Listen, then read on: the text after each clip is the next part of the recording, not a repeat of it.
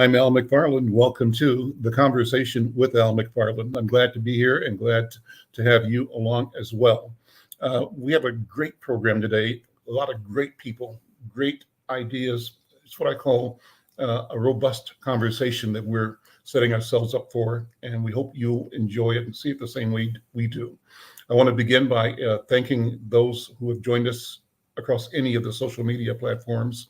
We're streaming live on YouTube channels for Insight News, but also for Black Press USA.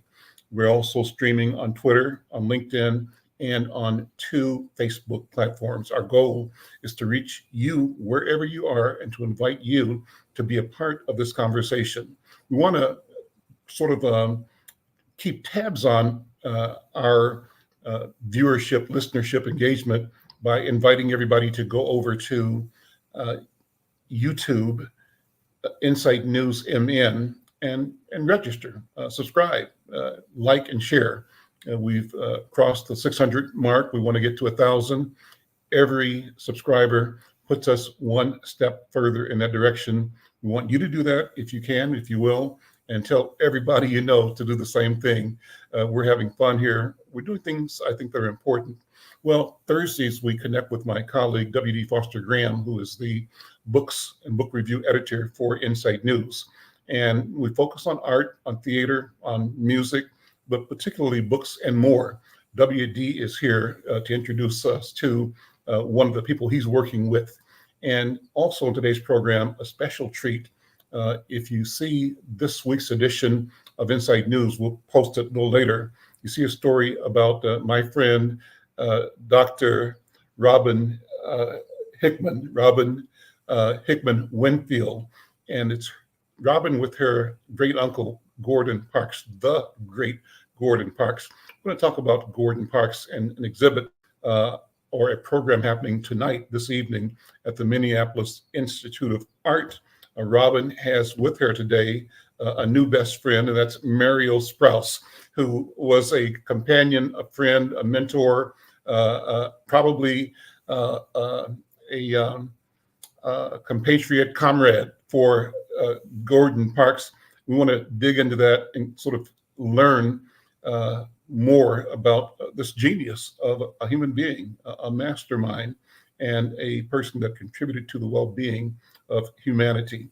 Well, let's start by bringing in W.D. Foster Graham. Before I do that, I want to mention that what we know is that about 83% of the people that are checking us out online have not subscribed.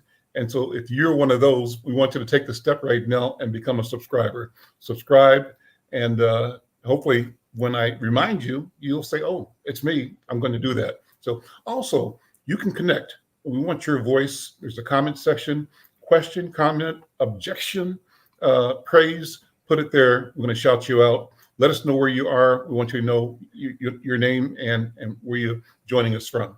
With that, WD, how you doing, my friend? Oh, I'm excited and happy to be here one more time. And you got some good news about your books, your collection, right? As a matter of fact, I do, Al. Well, first, the 7th novel in my Christopher Family novel series, To Thine Own Self, has now been released. We had an interview about that previously. But next, my Christopher Family novel series is now part of the Archie Given Sr. collection of African American literature, which is one of the largest collections of its kind in the U.S. And it's an honor to be part of it. Congratulations, brother. Yeah. Congratulations. Let me have you introduce our first guest, Brother Joe Davis. Thank you, Al. Our guest for today is Joe Davis. He is the frontman of his band, The Poetic Diaspora, and the CEO and creative director of the New Renaissance, which is a multimedia production company established to facilitate the business and technical aspects of Joe's artistic endeavors. With an English Bachelor of Arts and over 5 years of tutoring student writers, Joe bridges academia with personal experience as a touring performer, sharing his successes and marvelous misadventures to encourage audiences to move closer to their goals. whether it be simply writing a haiku or climbing Mount Everest. He aims to ignite and inspire a pursuit of purpose.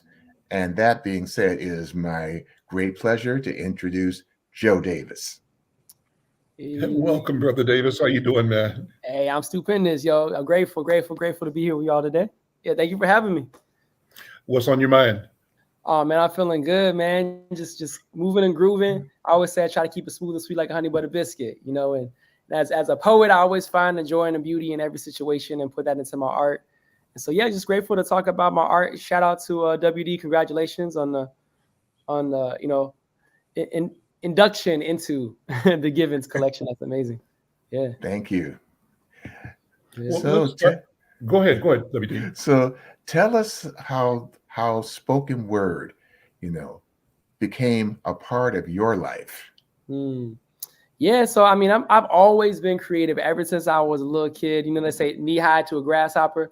I was a little shorty, and I was that kid with all the creative energy, just running around. When you see those kids at the grocery store, you're like, how does he have that much energy? Like, that was me. I was that kid, right? My parents and my big sister who babysat me always had to try to find something to keep me occupied and channel that creative energy. So I was always drawing and coming up with poems and stories and songs. Even when I was at school, I would write these little love letters to the cutest girl on the playground to get a little kiss behind the swing set. And my friends would say, "Ooh, you gonna get cooties?" I said, "So what? I want to get cooties." You know, and so that was me as a kid. I was always creating something. I would draw pictures of my teachers, like caricatures and cartoons with big heads. But it all changed for me when I was still in elementary school. I actually got really, really sick. I got so sick that I actually passed out on the bathroom floor. I was rushed to the emergency room. I was hospitalized. And for several years throughout elementary school and middle school and some of high school, I was really sick. My childhood was plagued with illness. But when I was struggling with that, I reached for the nearest thing that I could reach for to find some solace, and that was my pen and my pad. And I could just pour my heart and my soul into my notebook. And I wrote poems and stories and songs, just making sense of my experiences and talking about things that were hard for me to talk about with my parents or my friends or my teachers. I could just be vulnerable and honest through my art. And so I say that art helped save my life. It helped me find a deeper sense of self, a deeper sense of healing. When I finally did go back out into the community, I had mentors in my life who said, "Oh, wow, you're a strong writer. You should share this with the classroom. You should share this with other people." And at first, I was really resistant, right? Like, I was like, I don't want to share my innermost vulnerable feelings with these people. I don't know if they're going to judge me or make fun of me, whatever the case may be. But I always say when you have people in your life who believe in you, they believed in me even more than I believed in myself at times. But when they see that potential, they don't give up on you. And so they kept gently pushing me, gently nudging me. And sooner or later, I finally came out of my shell and I shared my work. And I'll never forget the first time that I shared my work in front of people. It was my peers, and I was super nervous, anxious. I didn't know if they're gonna make fun of me or try to roast me or whatever. But I was surprised that they actually appreciated what I shared. They're like, "Oh, yo, I never knew that about you. I had a similar struggle. I have a similar story." I used to think that I was the only person who thought the way that I thought, or the only person who felt the way that I felt. But the more that I shared, I realized that I wasn't alone. And so for me, that's what it's always been about. Is I think art can help us feel less alone and more alive. And at a young age, I realized that, and I was like, "Yo, this is what I want to do." I didn't know I was going to grow up to become an artist or an author or any of that. I just knew that I wanted to connect with another human being, right, and inspire others on this healing journey, on this journey of deepening our authentic selves and our communities.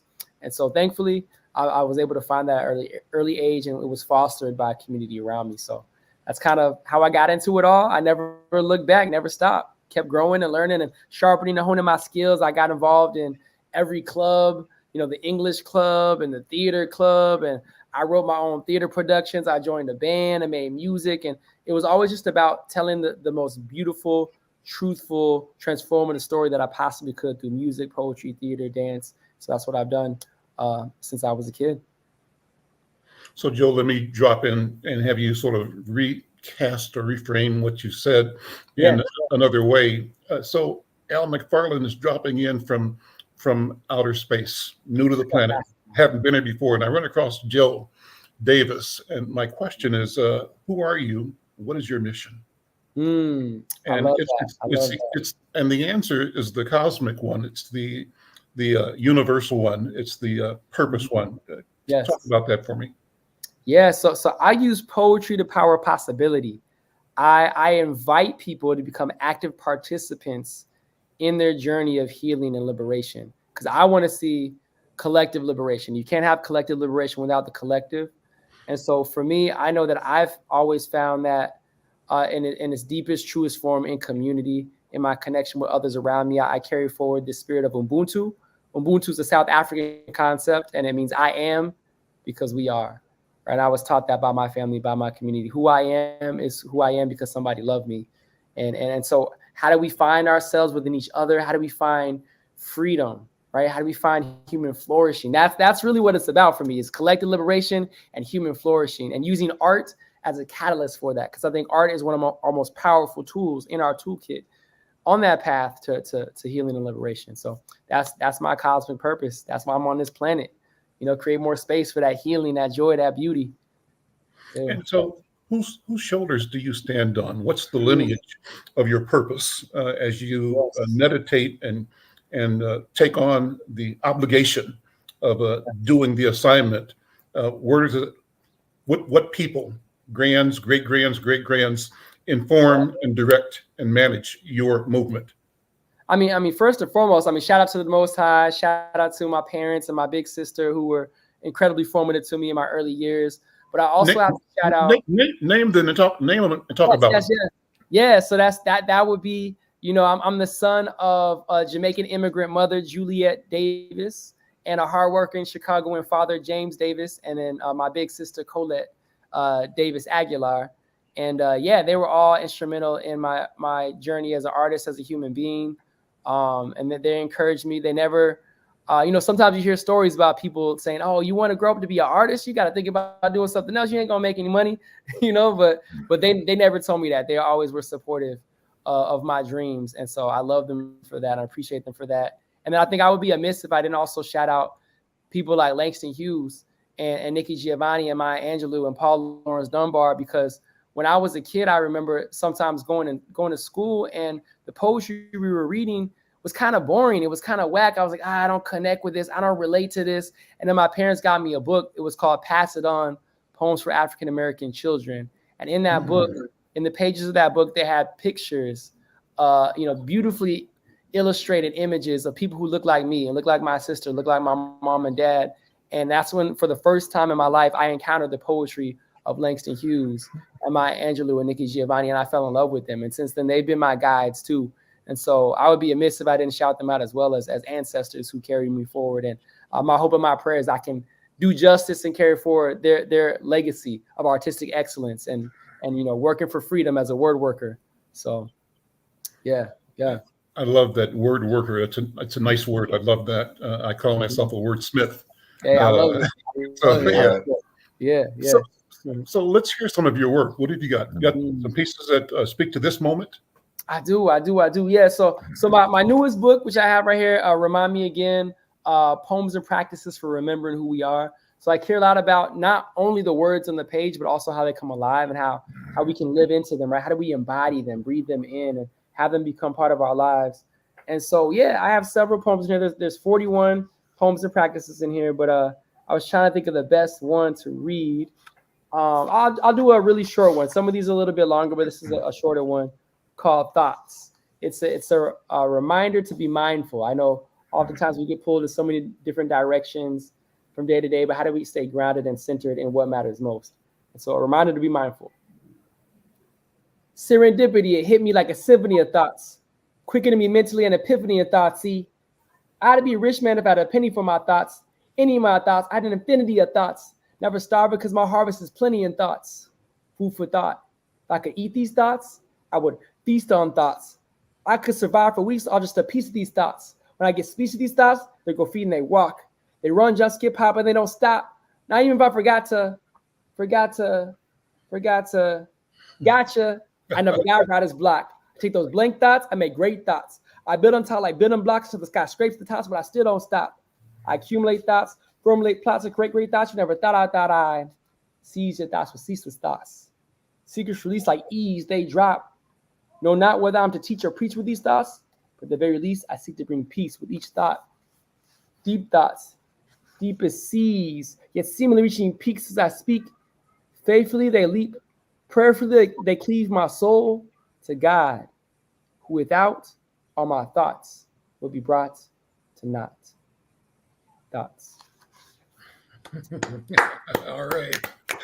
I'm loving it, man. Loving it. Thank you. How do you know when a piece is done? Does a piece talk to you? Do the words talk to you in your mind, in your head, or on the paper? Absolutely. I think about when I'm writing longhand, I end up not feeling like I'm writing, but I'm watching the graphite depart the instrument and reappear in lines on the page. And so I'm conscious of that transfer, of that creation, or that point of inflection. What happens with you when you're creating?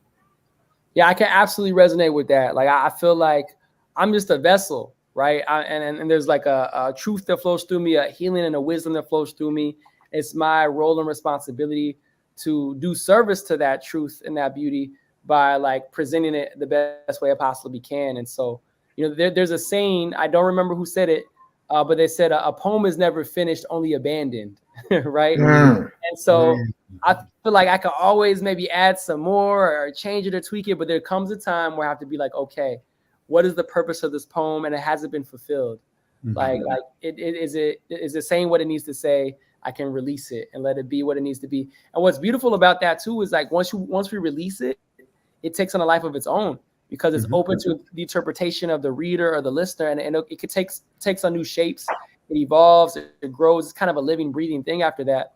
And I heard people even compare it to birthing children, right? Like you have children and you do the best you can to raise them, and then after a while you're like, hey, they do what they do. But that's kind of with the poem as well. And I love that part about it because there'll be times where I'll either perform a poem or share a written poem with someone, and they'll share back with me something that I didn't even think about. I'm like, how did you get that out of the? But it's beautiful. It's like their perspective and their lived experience gives them a different filter or a different way to see and experience the poem. And I love that richness of art. Is how we can all bring ourselves to the same table and take away something, whatever we need to feed us, to feed our souls. So. And that makes all the difference. So before the show began, you were talking about some events that are very near and dear to you. Would you please share that with our viewers? Yes. Yeah. I mean, I have a lot of stuff going on. I say I'm a man of many hats, literally and metaphorically. So, I do music, poetry, theater, but two of my biggest projects that I'm most excited about are I'm developing a new program called Finding Your Freedom Practice. So I'm teaching holistic wellness practices through the arts. And so it's primarily focusing on youth who are incarcerated. I've been focusing on that. The first time I went out there, it really changed my life. I was driving out there. My mom was like, hey, you got to be safe out there. I was like, Mom, the only difference with me working with these kids who were locked up and the kids who were in the high schools is that these kids got caught, right? Because they're doing some of the same things. And I just go in there just to love on the kids, just to kick it with them and build with them and to honor and affirm their genius, because we literally have genius behind bars right now. So I go in these schools and these correctional facilities, and I want to just share space with them and help them build on their genius, just unearthing what they already know and giving them space through poetry, through hip hop, through music and theater. And so that's been giving me a lot of joy lately, just doing that work. And the official program will launch in the spring. I've already been building it and been going to spaces, but it'll be launched this spring. So definitely stay connected. You can find ways to support and learn more. And then also I am writing, directing, and producing a theater production called Ancestors Rising. And that happens this summer, this August 23rd through the 25th at the Southern Theater. So Afrofuturistic exploration of joy and healing. Will be time traveling through music. And so it'll be a lot of fun. So definitely come out and support that if you can as well. Yeah. Awesome. Let me bring in two more voices and just broaden the conversation. I mentioned earlier we have Dr. Robin Hickman-Winfield here, and she is the great niece of the master Gordon Parks, the philanthropist, the artist, the musician, the photographer, and a St. Paulite. a person who spent some time in St. Paul. His story in his craft sort of emerged out of doing department store photography in downtown St. Paul. And along with Dr. Robin, a friend and confidant of Brother Gordon Parks, Mariel Sprouse is here. And they're both here as part of an event happening tonight at Minneapolis Institute of Arts. Robin and Mario, welcome to the conversation. Glad to see you both. Thank you both for being here. Thank you. Thank you. And respond to what Brother Joe was saying as well. It's so rich and so wonderful. We'll need another program for that. Robin, I think you're muted. Can't hear you. But Robin, you're on mute, I think. I can't hear you. But one of the things, while she's correcting that, what I did want to mention to Brother Joe is that he mentioned one thing about the being the vessel for creativity. When I was working with Gordon, I was his assistant for 20 years in music. I saw that creativity come through, but I also saw him enjoy the process. And I've heard many people describe being a vessel, being a conduit. And I said, yeah, but you're participating in this. I mean, you know, it's you might be the receptacle and the lead might come through the pen, but you're enjoying this thing too. So express that joy.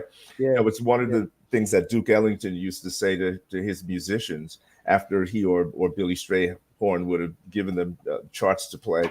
And he'd say to them, how did you like the music? And yeah, it was really great. I enjoyed it. And then he would say, but did you enjoy it?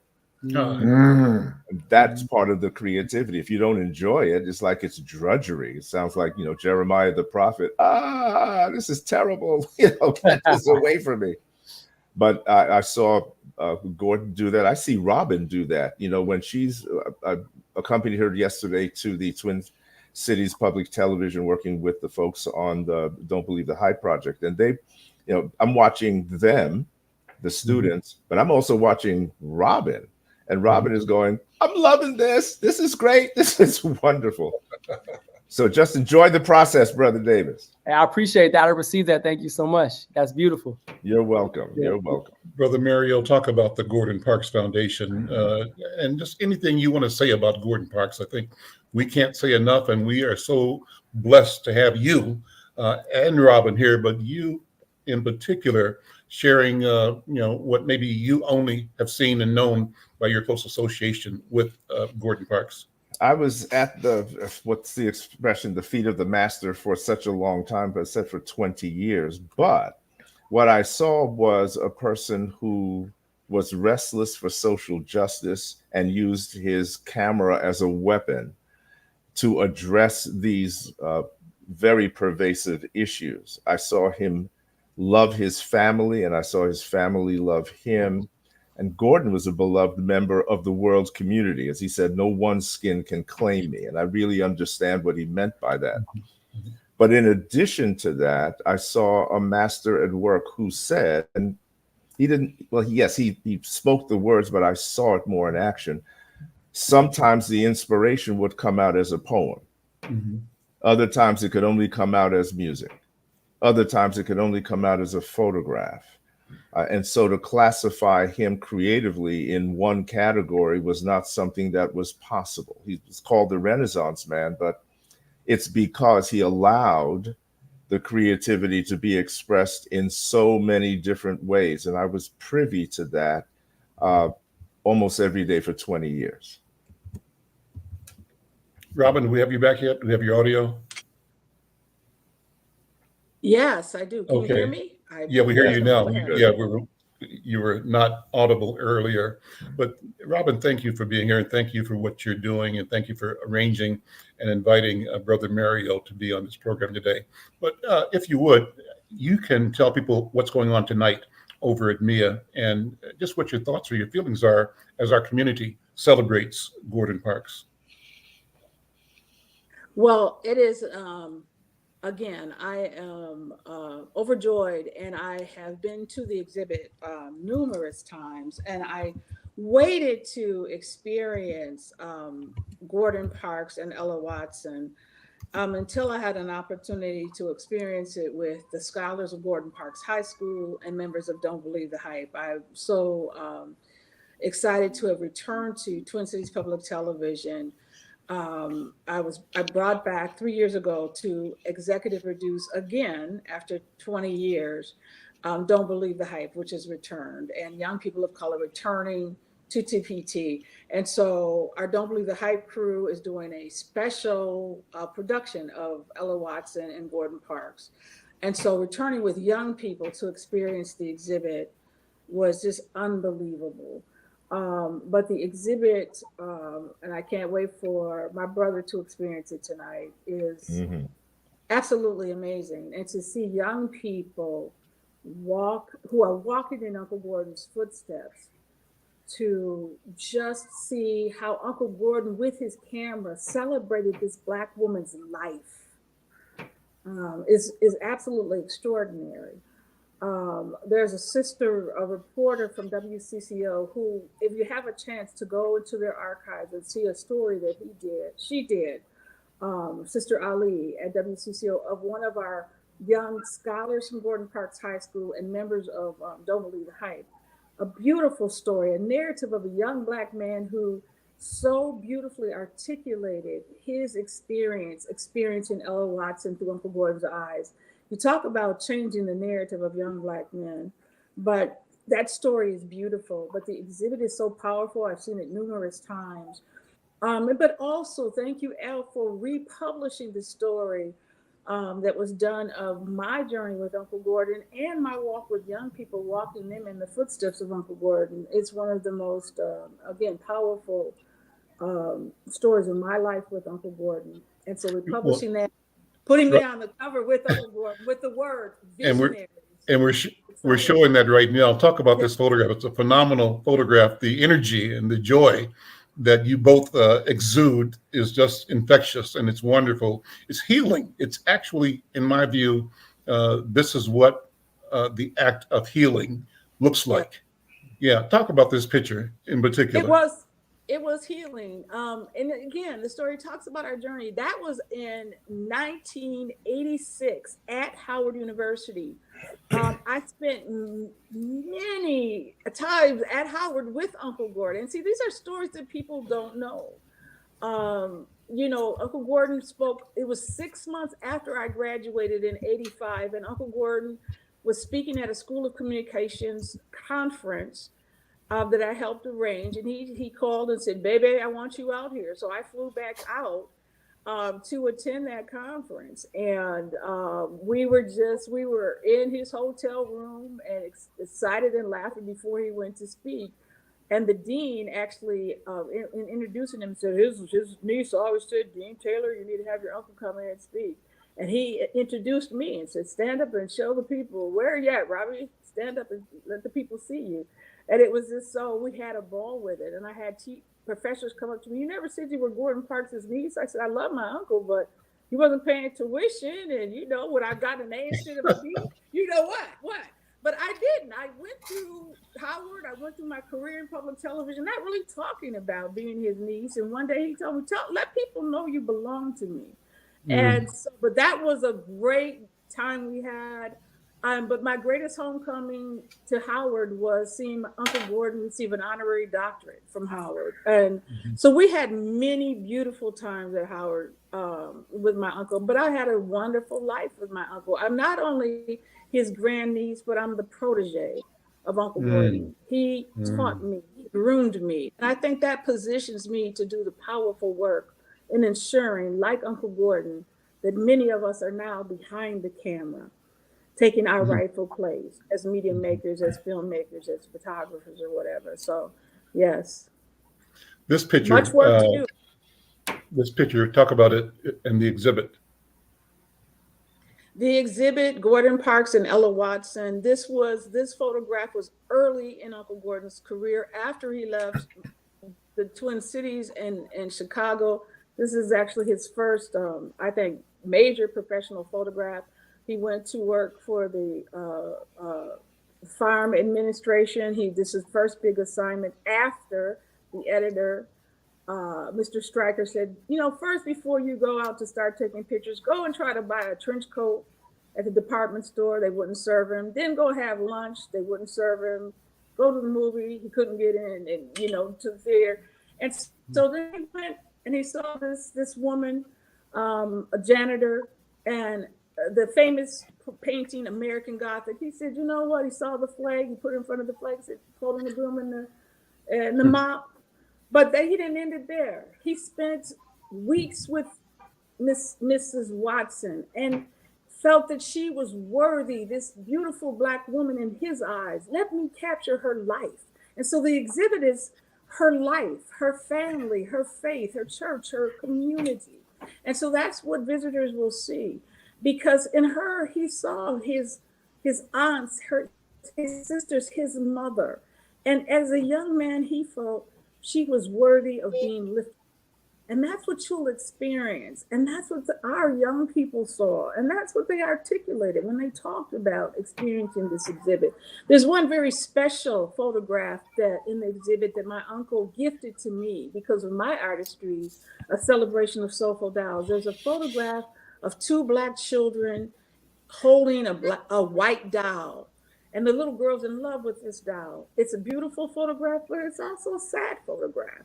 And Uncle Gordon, who was in love with my art, gifted me that photograph with a beautiful inscription. To Robin, with love and appreciation, Uncle Gordon, and I cherish that. Uncle Gordon took the powerful photograph that became a part of the research that Dr.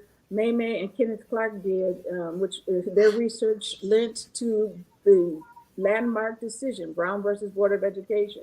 But that famous photograph of the little boy pointing to the white doll, many children choosing white dolls over Black dolls. And so my work and my artistry, lifting up dolls of color, my uncle cherished my work. And so that photograph's important, but please experience this exhibit. I will be so happy to be with my brother tonight as we experience one of my brother Mario talk about who will be experiencing tonight, Gordon Parks awardee and fellow, Sister Ruby Frazier.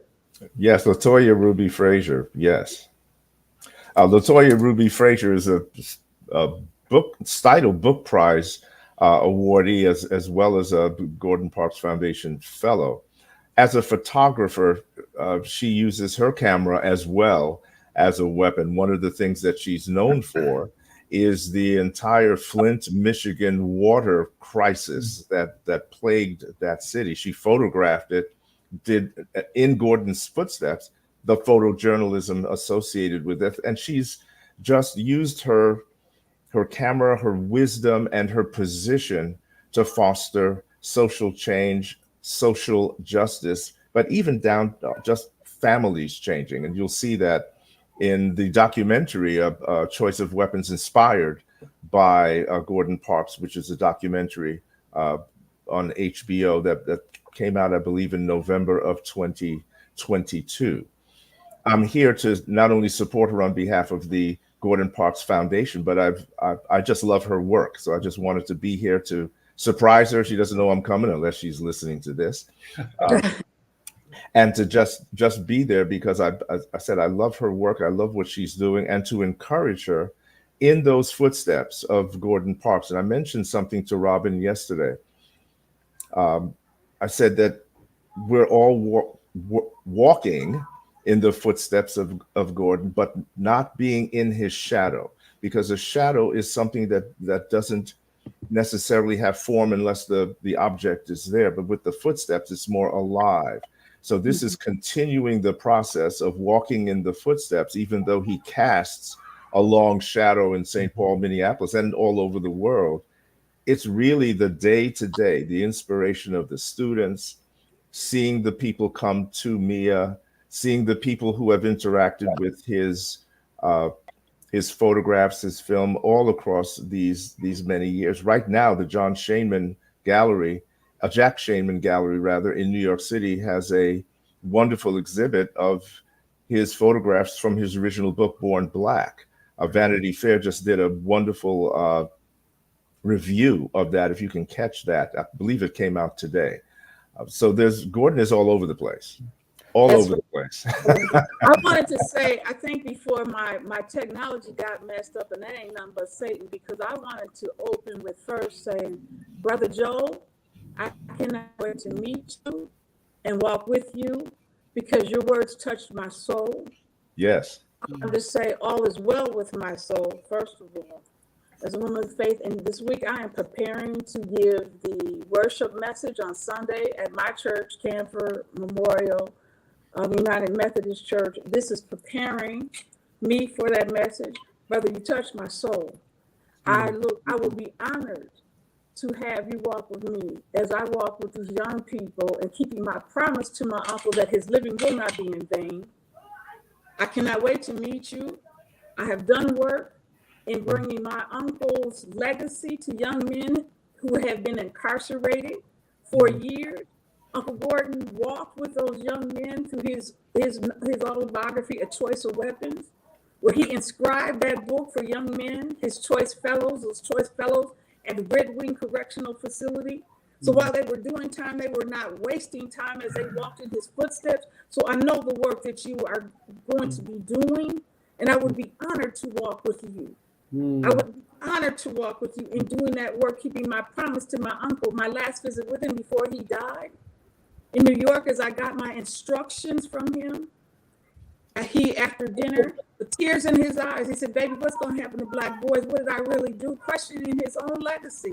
I said, Uncle Gordon, I promise you, your living will not be in vain. And my young people now are my co-promise keepers to him. I will be honored because you touched my soul as I listened to you. Right? This experience with you, El, thank you so much for inviting us yesterday. Well, thank you. Robin, let me do this. Your audio is breaking up. Why don't you sign off and sign back in? Because what you're saying, even though we don't hear every word, we feel every word. And that is the most important thing. And while you do that, Mario, yes, if you would take us through the Gordon Parks contribution, his story. So somebody might not know, and walk us kind of through in a synopsis kind of way, his contributions, his accomplishments, if you would, and describe the foundation's work in that process as well. The foundation's work, let me work backwards in a sense. The foundation's work is to preserve his legacy in his artwork, but also to make it available to people throughout the world. And so you have Wichita State University or the Schomburg Collection or various other places around the world who have his collection, but not merely have it, to present it to the public in various forms that are available. But in addition to that, the foundation is committed to fostering, to creating, to helping people who are artists themselves. And so we have a variety of scholarships available through the Gordon Parks Foundation, and have been for years and years and years, and collaborations with universities or other organizations to try to help foster that kind of creativity, from filmmakers to singers to photographers, to all across the world.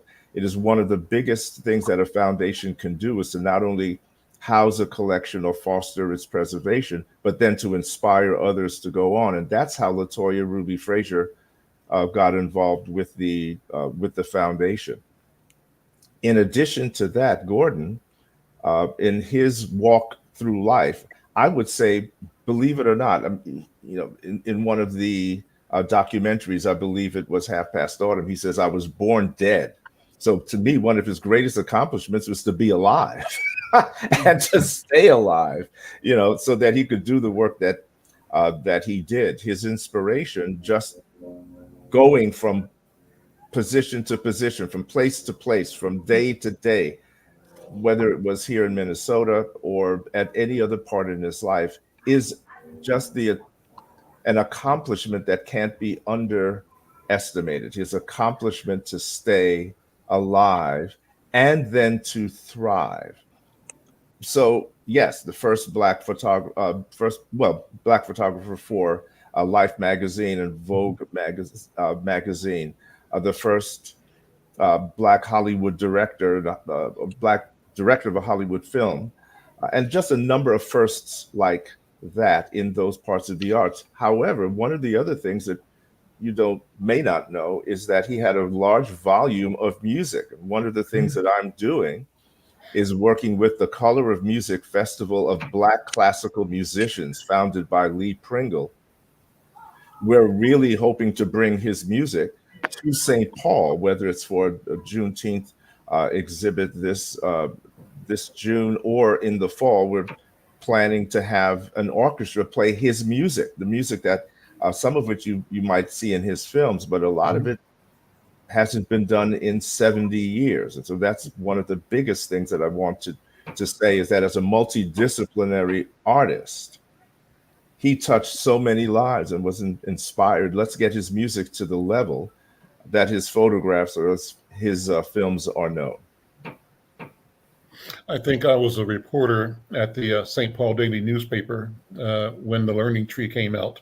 And I interviewed him as part of my writing assignment back in the day. That was my first time talking to Gordon Parks. And I think I've interviewed him twice since that time, but always there was, on my part, a sort of trepidation, because I knew how huge a genius, intellect, human being he was, but he was always gracious and empathetic and supporting me as a young journalist, young reporter, Yes. in my effort to connect with him and to provide information to our people.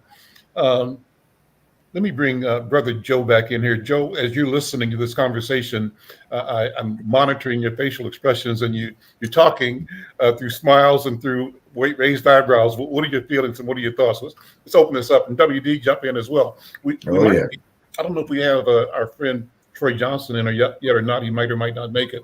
But Joe, you first, and let's open the conversation up. I'm just leaning in. I'm leaning in and soaking it all in. Like I got to shout out, thank you for just the words of affirmation and encouragement. And I'm incredibly inspired. I had no idea that this is going to be such an energizing and inspiring conversation. I knew it was going to be rich and meaningful, but I didn't know it was going to be as powerful as it has been. I'm learning new things about Gordon Parks that I didn't know. I knew he was multi-talented and multifaceted. I wasn't aware of his musical giftings, which I'm super eager to learn more about that. And I'm also we got to do some photography of these young boys who are incarcerated too, and celebrate and honor their humanity, right? Their human dignity, because that's a big part of the work that I'm doing. Is I want to let the world know that they're brilliant, they're worthy of love and worthy of dignity and honor just as much as any of us. And so I'm kind of hearing some of that and getting excited about those possibilities, and just wanted to lean in and soak in this wisdom and beauty that this comes. Here's one thing that I'm struck by in this conversation. You started off talking about being sick as a child for a long time, and then Mario opens up saying that Gordon said he was born dead. Yeah. I said, that is correct. Holy Moses. This is a mint conversation. That's one of the bridges that brings this moment together. Yes, it is. That's it. Robert, I'm not sure how much Brother Joe heard before my stuff got shaky. I hope he heard that I look forward to connecting with him to collaborate. But yes. I hope you're hearing me now. But one of the things that when I was doing work in correctional facilities, I remember one young man said, "Miss Robin, if I had met you before I got in here, I wouldn't be in here." Come on. And I said, "Well, that's real. That's real." And I could resonate with everything you said, brother. I teach at Gordon Parks High School. Been teaching there for 9 years. But when they opened the school 15 years ago, and before they named the school, they came to me and asked if I could help get permission to name it. I said, "That's cool, but I don't want to walk in the school and meet students and I ask who's Gordon Parks in here, I don't know." So there's got to be an agenda, a committed agenda to ensure that his legacy is infused. One of the other things about Uncle Gordon, whenever he would come in town, he would connect with the Don't Believe the Hype crew. We have a number of times when he would be on panels, but we we taped one of the for a nightly news show on TPT. Uncle Gordon on the stage at Penumbra with the Don't Believe the Hype crew, and the power of that is forever now. That today's young people, today's scholars at Gordon Parks High School see young people their age on stage with Gordon Parks. And Uncle Gordon bowing to the young people in the audience and saying, I expect much more of you than me because you're much brighter. That lives on forever. The documentary that I was a part of as a producer, Half Past Autumn, which my brother just mentioned, because I went to New York one rainy Friday just to talk to him about, it's time, Uncle Gordon, to tell your life story, because your life story is the blueprint that we need for such a time as this, to turn some of this madness around. And he cried, he was tearing up because he said the day before I got there, someone had tried to mug him. Baby, look on my table, I have letters from young people asking me about this violence. And I said, Uncle Gordon, those young people will sit in front of the TV at the same time as the elite that you roll with. You have some inspiration. Uncle Gordon, it's time to tell your story. He said, are you ready, baby? I said, you taught me well. And I wanted to do it for PBS, but they weren't ready, so HBO picked it up. Come on, tell my story, as my brother always says, it's your story, about my journey with my uncle. I'm not throwing nobody under the bus, but my story is my story. About how he groomed me to be ready for such a time as this, as I now get ready to do some other movies and other projects for this time that will heal us. I'm positioned, but like Uncle Gordon, who, well, he was the first Black director in Hollywood, he made sure there were many behind the camera with him that looked like him. I tell my young people, stay and watch the credits after the movie, because all those names represent jobs you can have. Uncle Gordon made sure that happened. I need to be positioned to make sure that happens. If it's my time, it's our time. Yeah, come on, let's go. All right. I turned 61 on Monday. 61 is, I feel more fierce than when I was 60. 60 was cute, but 61, I'm gonna be fierce and fearless. Here we go. Game time now.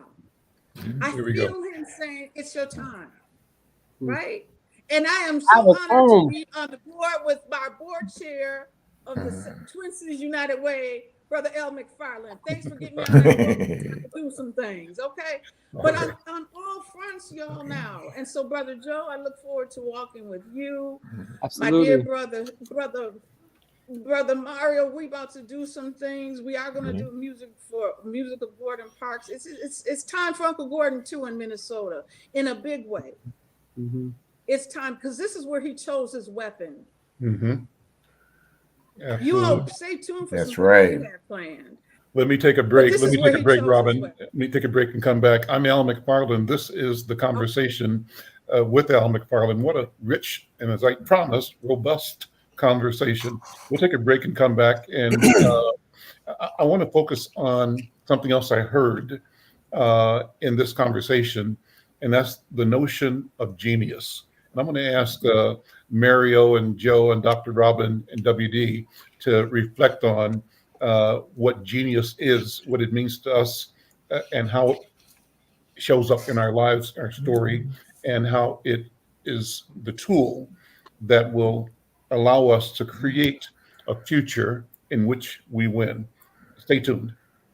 If you've not done so, consider getting vaccinated against the COVID-19 virus. At vaccine.gov, enter your zip code, your preferred vaccine type, and you'll get a map with locations eager to serve you. Getting vaccinated saves lives. Vaccine.gov can help you do your part. There we go. A brief and important message. I heard you, Joe Davis, talk about genius. I know that you speak to that all the time. And Mario, you might or might not have described Brother Gordon Parks as genius. I think you did. And when I hear it, what I've often said is that our duty right now, our intention has to be to connect with each other. But as we do, the genius in me has to reach and see and embrace the genius in you. How do we cultivate the practice of allowing that indwelling genius? It exists in each of us, in every human being. But how do we become clear on the power, the purpose, the presence, and lead with that so that when I see you, the 12-year-old or the 5-year-old or the 90-year-old, I'm addressing the genius in you. I think, Brother Joe, talk about that. yes. Yeah. I love that you talked about it as a process and a practice, because I do think that's something we have to engage in to unearth and cultivate that genius that lives within each and every one of us. You bring it to mind a quote by Howard Thurman, who was a mystic and a preacher and a teacher. He was a mentor of Dr. King. And my favorite quote, it's one of my favorite quotes. He says, "Don't ask what the world needs, ask what makes you come fully alive, because what the world needs are more people who are fully alive." Right? And I think our genius is that part of us that's fully alive, like that essential core, that essence of us, right? The genuine, he would say. And so I think whenever we tap into that, we got to practice coming back to that space again and again and again, because the world will try to bury it, right? Sometimes it gets buried under, like, anxiety, depression, systemic oppression and depression, all these things, right? That we're inundated with on a daily basis. But how do we come back to it again and again? We got to unearth it and cultivate it as much as possible. I think that's a communal practice that we have. Brother Mario, what do you think? I agree, but I also want to say that a good friend of mine in New York named Reverend Melanie Begant is part of a program that says genius is common. And what she was stating is that our tendency to use words like genius or gifted or exceptional to rise above often separates. It separates because we say that person is gifted, but that person is not. Right. That person is genius, but that person is common, ordinary. And if we take away those concepts of hierarchy of intelligence or hierarchy of the way that we are creative, then we are able to appreciate the genius in others. Otherwise, we're just, it's not much about that person. They're sort of ordinary. But ordinary is really wonderful if you tap into the creativity that's within you. So I don't tend to use the word genius as much as I would say unique. What is your unique contribution? What is it that there is uniquely you that is able to connect the 90-year-old with the 2-year-old? That's why, for me, when the expression is out of the mouth of babes, well, are babes geniuses? Well, not according to some, but wow, some of the stuff that kids say will save your life. So yes, we can connect, and in fact, one of the jobs of creativity, so to speak, is to connect with others to create something bigger, better, more meaningful for everyone on the planet. But it can come from a very simple, ungenius suggestion, and boom, things happen. So to me, genius is common, but if we acknowledge the divine, if we acknowledge the wonder of it all in each of us, well, that's where it begins. Let's acknowledge that and see. I usually will say, let's see how much trouble we can get into. That's it. Good trouble. Get in that good trouble. I might also want to mention one other thing about Gordon. I mentioned this to the Don't Believe the Hype students yesterday.